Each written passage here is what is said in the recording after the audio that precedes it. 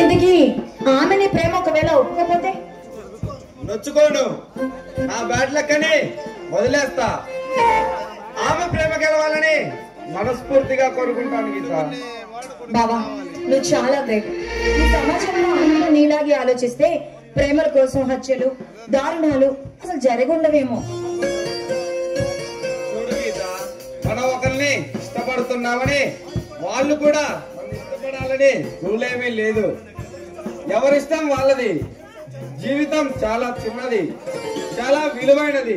కష్టాలు వస్తాయి, కన్నీళ్ళు వస్తాయి. మరొకరికి సాయం చేసి ఒడ్డుకు చేర్చాలే కానీ ఉంచాలని చూడకూడదు.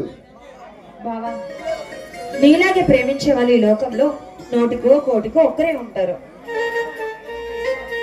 కానీ నీ ప్రేమని పొందిన అమ్మాయి ఎవరో కానీ చాలా అదృష్టవంతురాలు. Thank you Gita.